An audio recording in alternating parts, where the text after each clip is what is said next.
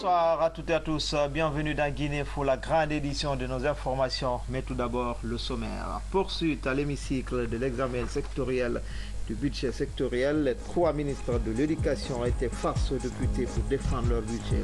L'accent a été mis sur le renforcement du système éducatif guinéen. Et puis ce jeudi démarre le mois du sida en Guinée. Au constat, on note une nette amélioration de la prise en charge malgré que le pays enregistre 7000 nouvelles infections par an. Enfin, l'école des cadres du parti Guinée pour tous ouvre ses portes du côté de Kinia. Plus de 300 jeunes de la ville seront formés en technique entrepreneuriale et montage de projets.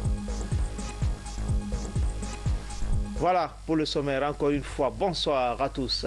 Le chef de l'État a présidé ce jeudi le Conseil des ministres. La question des fonctionnaires ayant atteint l'âge qui fassent leur droit à la retraite a retenu l'attention du Conseil ainsi que la problématique des établissements publics en Guinée. Compte rendu, Mohamed Bari revient sur les grandes lignes du compte rendu du Conseil des ministres avec le porte-parole du gouvernement. C'est sous la haute présidence du président de la République que le Conseil ordinaire des ministres a tenu sa session. 4 points étaient à l'ordre du jour. Le président de la République a demandé au gouvernement de veiller à ce que les fonctionnaires ayant atteint l'âge requis fassent effectivement valoir leur droit à la retraite. Le Conseil a entendu successivement au titre des communications le ministre de la fonction publique, de la réforme de l'État et de la modernisation de l'administration. Il a rappelé que le mardi 22 novembre 2016, un groupe de personnes dit collectif des fonctionnaires engagés non pris en charge a porté à la connaissance du Premier ministre, chef du gouvernement, la mise sur pied d'un mouvement de protestation dirigé contre lui-même pour son refus de signer les arrêtés d'engagement de 5565 agents en vue de leur prise en charge par l'État. La ministre de l'Économie et des Finances a fait une communication relative au cadre de concertation et de coordination entre le gouvernement et les partenaires au développement, au dire du porte-parole du gouvernement. La ministre a rappelé que le gouvernement et les partenaires au développement se sont concertés le 1er octobre 2014. Cette rencontre visait à renforcer l'efficacité des actions du gouvernement et des partenaires au développement autour des priorités nationales et de la crise Ebola. La réunion avait permis d'aboutir à un certain nombre de conclusions et d'orientations, dont la principale visait l'institutionnalisation d'un cadre permanent de concertation et de coordination. Le ministre du Budget a fait une communication relative au projet de création des cadres de gestion agréés pour l'accompagnement des acteurs du secteur informel. Il a déclaré qu'en instituant ces centres de gestion, le gouvernement vise la maîtrise du tissu fiscal via l'élargissement de l'assiette et l'amélioration du recouvrement de l'impôt, la formalisation de l'informel, la constitution de pôles d'information et d'appui technique dans les domaines de la comptabilité, de la gestion et de la fiscalité, la lutte contre la fraude et l'évasion fiscale, la mise en place d'une centrale de bilan offrant une meilleure connaissance du secteur productif. À l'issue des débats sur les différentes questions soulevées, le Conseil a décidé ce qui suit. 1. Le Conseil décide la mise en place d'une commission interministérielle chargée de la mise en œuvre et du suivi du protocole du 29 octobre 2015 concernant les agents engagés non pris en charge. La dite commission sera composée des ministres en charge de la justice, de l'administration du territoire et de la fonction publique. 2. Le Conseil approuve l'ordre du jour et la date prévue pour la réunion du cadre de concertation organisée par le ministère en charge de l'économie et des finances. Une réunion technique préparatoire se tiendra en prélude à ce rendez-vous en vue d'harmoniser les points de vue de la partie guinéenne. 3. Le Conseil approuve le projet de décret présenté par le ministère du Budget portant création des centres de gestion agréés et des arrêtés d'application y afférents sous réserve d'amendements. Le ministre est invité à organiser une journée de concertation avec les opérateurs économiques et les acteurs concernés pour la mise en œuvre de ce projet. Dans les divers, la ministre en charge des Affaires étrangères a informé que la Journée mondiale des migrants sera célébrée en Guinée. Et puis se communiquer dans le cadre de la normalisation de relations avec l'Union européenne suite au retrait de la Guinée de la liste des pays tiers non coopérants dans la lutte contre la pêche illicite non déclarée et non réglementée dans le cadre de la mise en œuvre de la politique de pêche. Son Excellence, Monsieur le Président de la République, chef de l'État, le professeur Alpha Condé, recevra les acteurs de la filière le vendredi 2 décembre 2016 au Palais Sékou Touré à partir de 8 h. Sont conviés à prendre part à cette importante rencontre les acteurs de la pêche ci-après. Les représentants des unions et fédérations des mareyeuses et mareyeurs, les représentants des fédérations, unions, regroupements et associations de pêche artisanale, les présidents des sociétés de pêche, les représentants des armateurs et consignateurs, les directeurs et chefs de service du ministère de la Pêche, de l'Aquaculture et de l'Économie maritime, les membres du ministère de la Pêche, de l'Aquaculture et de l'Économie maritime, les syndicats du ministère de la Pêche, de l'Aquaculture et de l'Économie maritime, le bureau de presse de la présidence, le directeur Moussa Sissi. À l'hémicycle, les séances plénières se poursuivent. Les 3 ministres en charge de l'éducation étaient devant les élus du peuple. Ils ont expliqué l'utilisation du budget sectoriel pour le compte de l'exercice 2016. L'accent a été mis sur le renforcement du système éducatif. Le point avec Robert Siditono. Pour un budget sectoriel revu à la hausse, soit 1 320 milliards de francs guinéens contre plus de 1 200 milliards de francs guinéens en 2016 alloués au département de l'enseignement préuniversitaire, le ministre a évoqué devant les députés des actions urgentes. Il s'agit principalement de la satisfaction de la demande de scolarisation sans cesse croissante, du décongestionnement des classes à effectifs pléthoriques, de l'élimination des disparités, genre et zones, de l'amélioration de la qualité des enseignements et apprentissages, d'un meilleur apprentissage à l'éducation de la citoyenneté, de l'amélioration de la qualité des offres d'alphabétisation et d'éducation non formelle.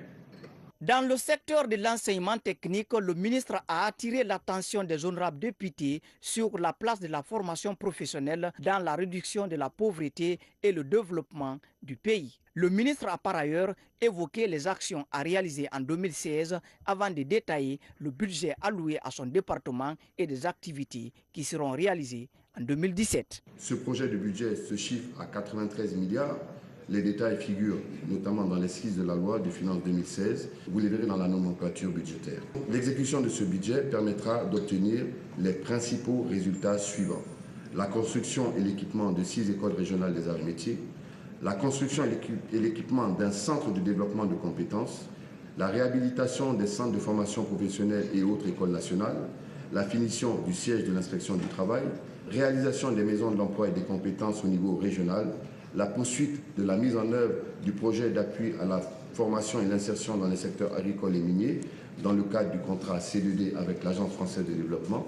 Pour sa part, le ministre de l'Enseignement supérieur et de la Recherche scientifique a partagé avec les parlementaires les défis à relever dans l'atteinte de l'enseignement de qualité. Le ministre a insisté sur la poursuite et le renforcement des acquis dans l'amélioration de la gouvernance de l'enseignement supérieur et de la recherche scientifique avant de plaider pour l'augmentation du budget alloué à son département.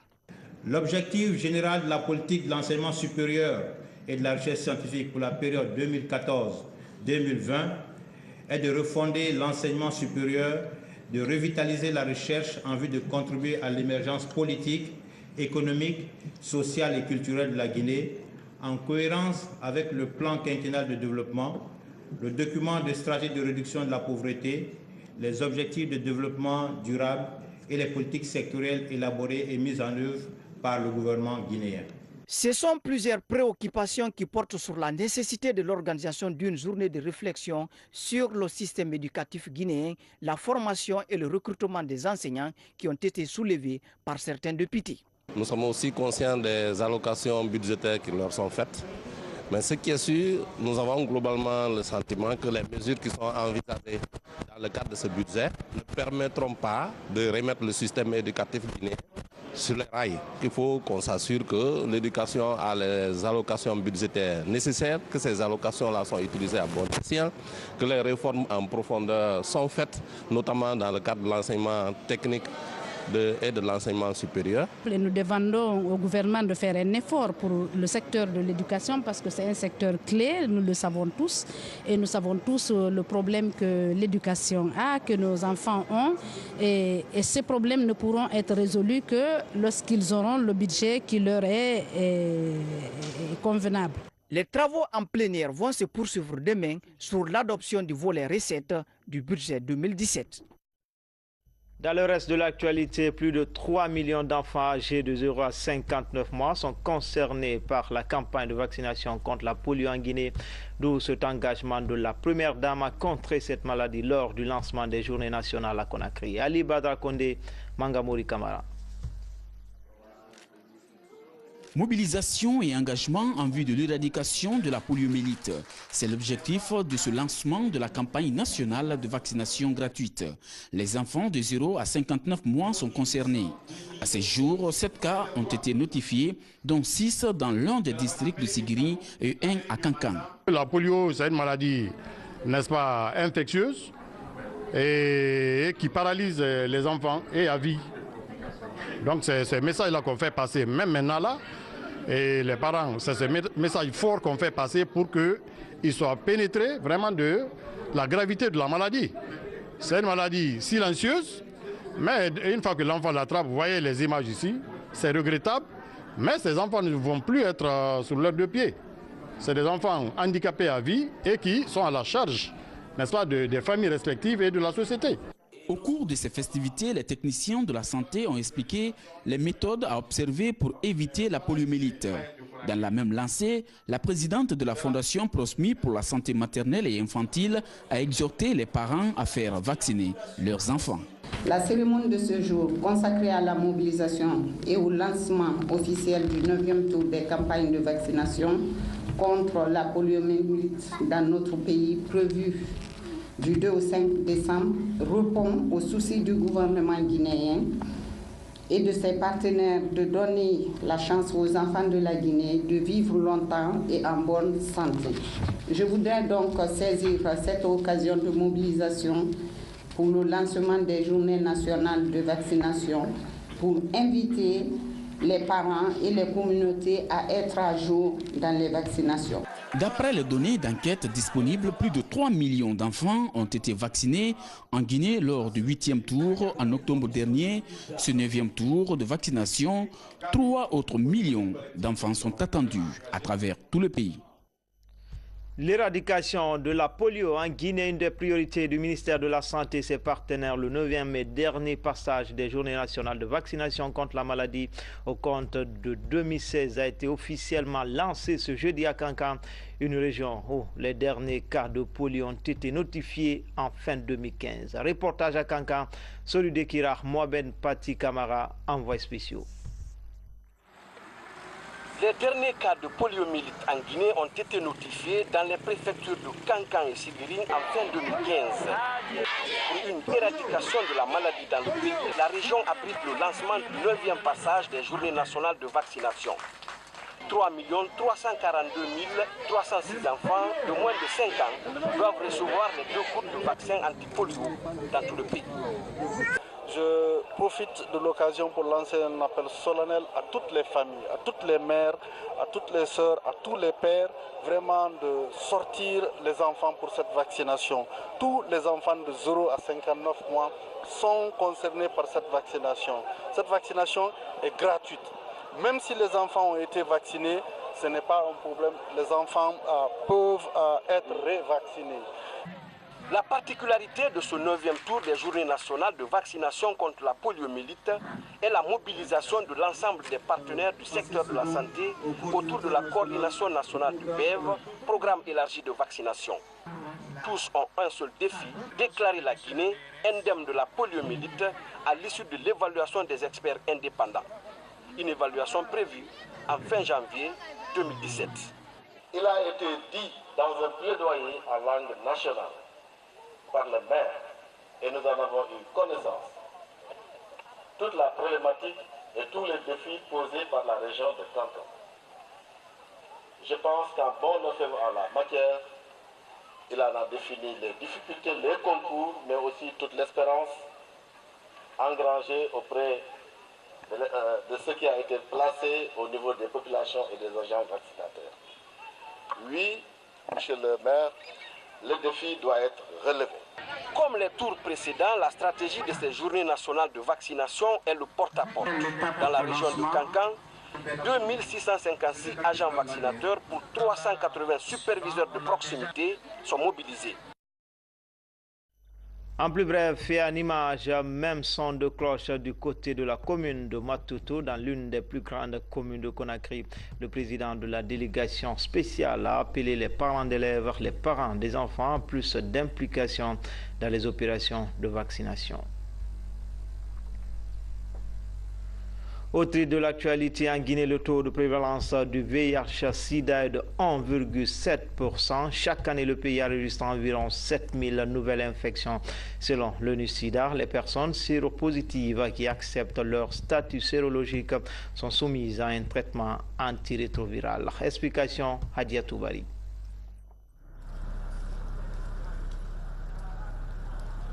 En Guinée, environ 130 000 personnes vivent avec le VIH-Sida.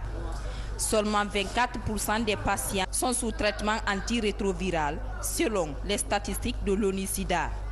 Le traitement antirétroviral débute chez un patient testé positif du virus lorsque son taux de cellules de défense de l'organisme est inférieur à 500.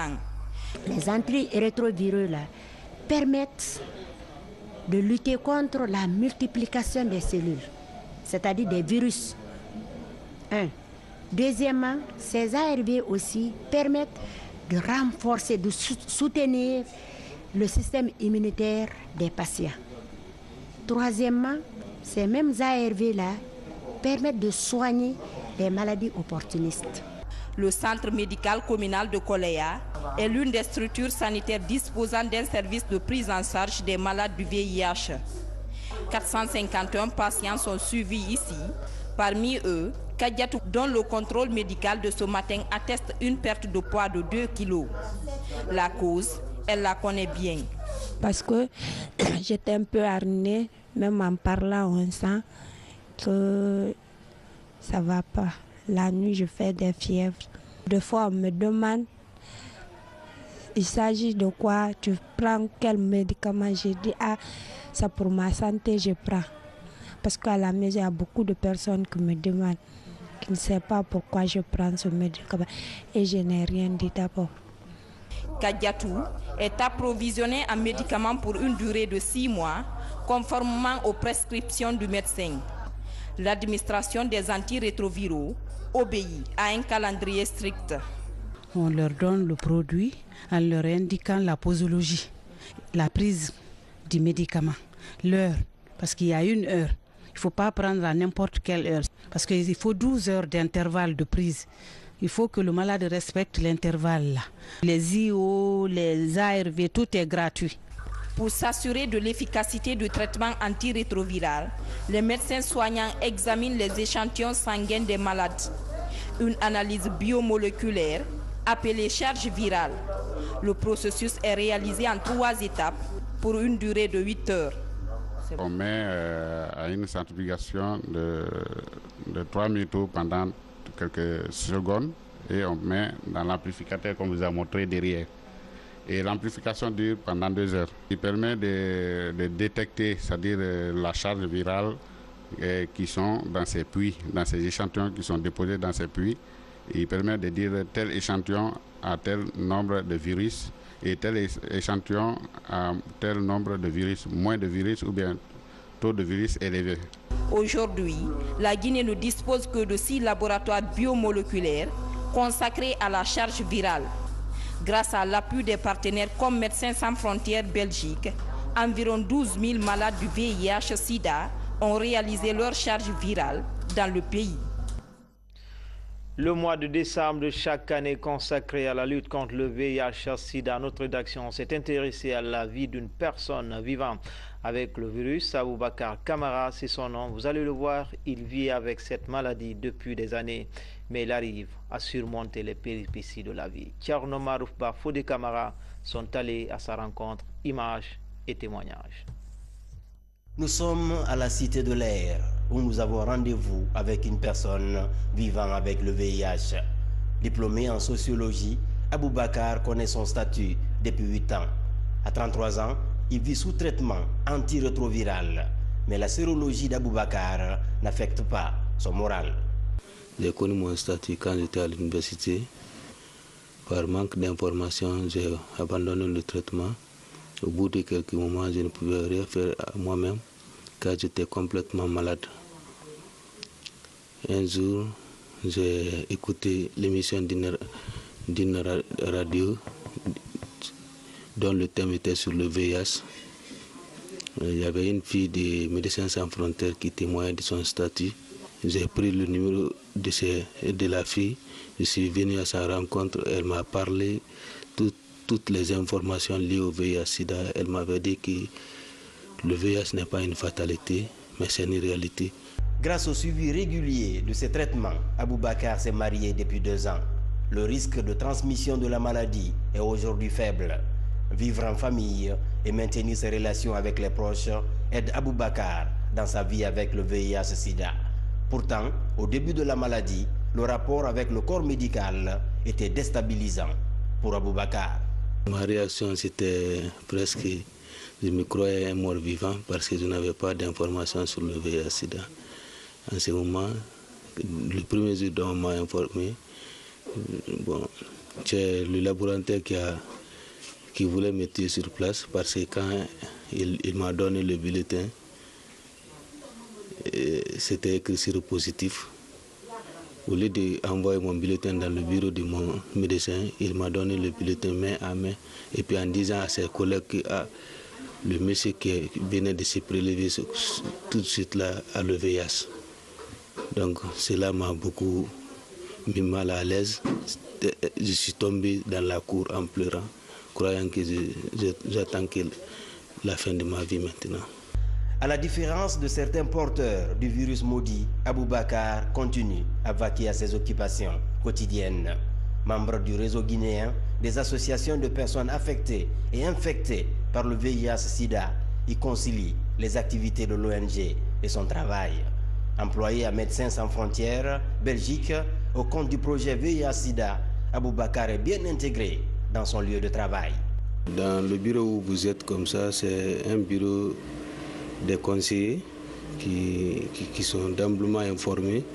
C'est grâce à eux-mêmes que moi j'ai eu le courage de vivre positivement avec mon statut, parce que ce sont eux qui m'ont réconforté.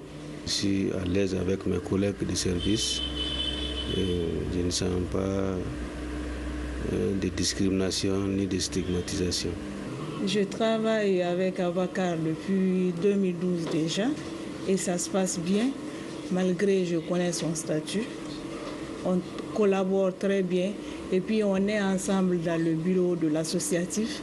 Il est mon trésorier. Tous ceux qui pensent que le VIH, quand une personne a le VIH, ils ne peuvent pas vivre ensemble, de changer un peu cette façon de voir, parce qu'on peut bien vivre avec une personne qui a le VIH et normalement. Parce qu'aujourd'hui, avec le traitement, beaucoup de choses ont changé. Aujourd'hui, la compréhension et la solidarité des amis et parents de Aboubacar lui permettent de vivre sereinement avec le VIH-Sida. Aidé des ARV antirétroviraux, il vit comme tout autre jeune de sa génération, avec des projets et des rêves à poursuivre. Autre facette de l'actualité, tout d'abord en plus bref et en image, signature d'une convention de 5 millions de dollars entre le département des mines, la Sogipami et la société minière de Boké. Ce montant devrait servir dans les nouvelles campagnes de prospection des zones minières en Guinée. Les détails, c'est dans nos prochaines éditions d'information. Le projet d'amélioration de l'approvisionnement en eau potable de la ville de Conakry est en cours. Ce financement du gouvernement nippon à travers la JICA, la Société des eaux de Guinée, va procéder au remplacement de la conduite défectueuse de 1100 diamètres entre Anta et Sangoya. La confirmation a été donnée ce mercredi par le directeur général de la SEG. C'était lors d'un point de presse. Reportage Nabi Kamara. Le remplacement de la conduite d'eau entre Anta et Sangoya débute au mois de janvier prochain. Le projet est financé par la coopération japonaise à travers la JICA. Installée sur une distance de 3,500 km, cette conduite est tombée en panne 19 fois depuis 2013, affectant l'approvisionnement en eau potable de la ville de Conakry et causant des dégâts matériels et humains dans les quartiers traversés. Le tuyau qui va être remplacé, il sera fait en tuyau fonte d'utile, fabriqué chez Pont-à-Mousson en France là-bas, et qui supporte la plupart des sollicitations qu'elle pourrait subir, à savoir les charges roulantes, le poids des remblais, le poids de l'eau et le propre poids du tuyau. Sans compter que c'est un tuyau qui va supporter les déviations angulaires lorsqu'elles se présentent au niveau de leur pose. Pendant les travaux de remplacement, SEG have to use the bypass line. La SEG devra utiliser les opérations de bypass to reduce the pressure pour réduire la pression of the existing pipeline de la conduite existante for the safety work, pour la sûreté du travail, la sécurité du travail. And the people in some areas, et ceci avec des populations dans d'autres zones will be encountered with the insufficient water supply. Donc seront désavantagés dans la desserte en eau dans ces zones-là. La première tranche des fournitures de matériel et équipements de chantier arrive ce mois de décembre à Conakry. Les travaux sont prévus pour 7 mois pour un coût de plus de 10 milliards de francs guinéens. À la direction générale de la SEG, toutes les dispositions sont prises pour la bonne exécution du projet de remplacement de cette conduite. L'aboutissement de ce projet a été possible grâce à l'implication personnelle du président de la République, professeur Alpha Condé. En plus bref encore et en image, une bonne nouvelle pour les travailleurs du ministère de l'Environnement. 2 nouveaux bus viennent d'être offerts à ce département pour faciliter le transport des travailleurs. C'est une action de la société Foreforts. Une nouvelle mosquée pour les fidèles musulmans de Kukuruba, un secteur situé à 25 km de Dabola. C'est un geste des fils ressortissants résidents de la localité. En plus de cette maison de Dieu, d'autres infrastructures sociales de base sont aussi réalisées. Mamadi Gassama nous fait le point. Kukuruba est un des secteurs de Fela Amdalaï à 25 km de Dabola. Dans ce village, autrefois caractérisé par des constructions traditionnelles, l'on découvre désormais ces nouveaux paysages. Pour amorcer son développement communautaire, les fils résidents et ressortissants se sont engagés dans la construction des infrastructures socio-communautaires. Le seul lieu qui réunit les musulmans, c'est là où nous nous retrouvons. Ça tisse un lien entre nous, un bon lien, un lien très fort entre nous. Ça contribuera à faire rayonner l'islam dans tous les sens. Que Dieu lui donne longue vie et santé de fer, et que la Guinée prospère, et que tous les fils du pays puissent quand même bénéficier de cette... Première du genre, la nouvelle mosquée de Kukuruba a une capacité d'accueil de 520 fidèles. Son coût de réalisation s'élève à plus d'1 milliard de francs guinéens. Nos pères, nos mères vont faire les 5 prières de l'islam dans la propriété et dans la culture totale. Tandis que se fait la pose de la première pierre de l'école franco-arabe, les travaux de l'hôpital, du grand marché et d'une banque primaire sont déjà avancés. Des chantiers qui s'ajoutent à la réalisation de la maison des jeunes et l'école primaire de Kukuruba, inaugurée depuis 2013. Page politique, la 3e édition de l'université vacances du parti Guinée pour tous vient d'être lancée à Kindia. Plus de 300 jeunes seront formés en technique entrepreneuriale et montage de projets. Maurice Sidibé, Abdoulaye Ningelande Diallo. Le président du parti GPT Guinée pour tous sous les ovations des jeunes de la ville de Kindia. Dr Ibrahima Kassori Fofana vient lancer la 3e édition de la formation Université Vacances à l'intention de plus de 300 jeunes. L'initiative vise à promouvoir l'émergence de la jeunesse et à l'accompagner à s'auto-employer. Cette Université Vacances de Kindia doit être comprise comme un jalon que nous posons dans notre bataille pour la jeunesse guinéenne. Elle traduit aussi notre détermination pour l'intégration de cette jeunesse trop longtemps ignorée du fait de l'éloignement géographique dans le projet national. Le fait que notre parti prenne sa part dans ce combat noble est mu par un civisme actif. Pendant une semaine, les notions telles que administration et développement, partenariat public et privé, démocratie et repli identitaire, ainsi que les techniques entrepreneuriales seront abordées. L'initiative de M. Kassori, je salue. Ce projet-là me permettra dans l'avenir, c'est-à-dire de ne pas compter sur le gouvernement, de compter sur mes propres moyens, parce que quand j'ai un projet, je peux le monter et s'il y a quelqu'un aussi, même excepté le gouvernement, on peut financer. L'État ne peut pas employer tout le monde. L'État peut par contre créer des possibilités, des conditions pour que les jeunes diplômés sans emploi puissent créer des entreprises, ouvrir leurs propres boîtes. Donc je crois que cela aussi est important et qu'il faut encourager cette initiative-là. À l'ouverture des travaux de cette formation, le prix super ministre africain a été décerné au ministre d'État à la présidence de la République chargé des questions d'investissement et de partenariat public-privé. Enfin, en plus bref, la nouvelle vient juste de tomber. François Hollande renonce à se porter candidat à la présidentielle de 2017. Le chef d'État français a déclaré en substance être animé que par l'intérêt supérieur du pays. C'est exprimé ce soir depuis le palais de l'Élysée. C'était tout pour ce soir au compte de Guinée Info. Grand a été le plaisir pour moi de vous servir pendant ces 4 jours d'affilée. À bientôt, Inch'Allah.